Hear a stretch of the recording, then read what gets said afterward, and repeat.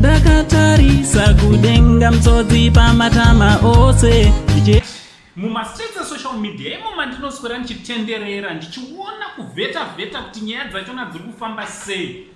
Dzandazosangana nadzo zvine zvazukuruka dzidzi ndo dzinotorwadza moyo chaiyo handiti hatitarisire kuti dzinge dziri dzinoitika kunzvimbo yakaita seikoko handiti ndisati ndataura nyaya yangu muzukuru wasekuru Saint. Ndinokurudzira kuti kana usati wasubscribe pachannel panapa handiti kusubscribe wazukuru wangu kamahara for free handiti subscribe, turn on your notification bell kuti pega patino upload a video you will be notified. Thanks very much, thank you so much neyo unwavering support yamunoratidza pamusha pano.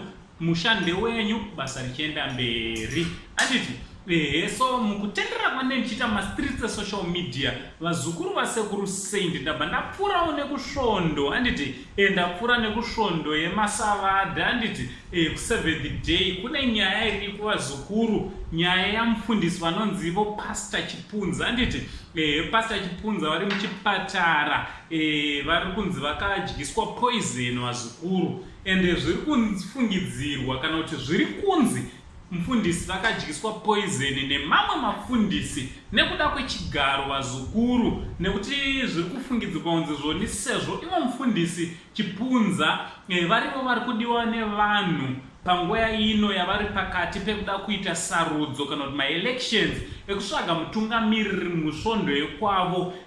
Mufundisi Chipunza ndo vari kudiwa nevanhu, saka zviri kupa godo kana kuti jealousy kune mamwe mafundisi kuti vari kubva vaitawo shanje neruvengo rwokuti sei ari ari kudiwa nevanhu.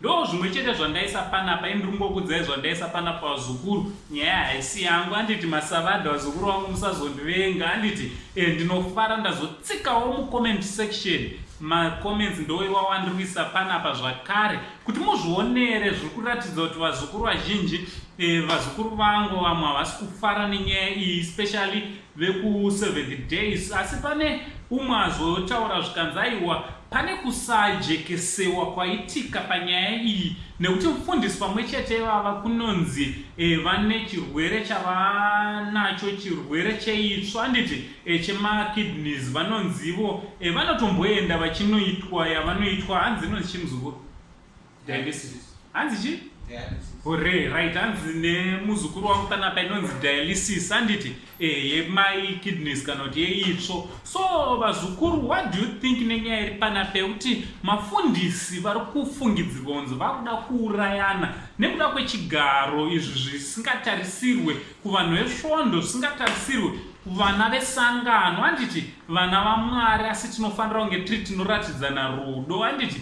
So chitiudzai kumacomments kuti what do you think nenyaya iyi yamufundisi vari panapa vari kunzi vakarara nemhaka yekuti vakadya poison, vachiisirwa nemafundisi kuti vange vari vanopfuura vanoinda kuitira kuti vamwewo vasara vari vanodya rifa pachigaro ichi handiti chigaro chechifundisi, mutungamiriri.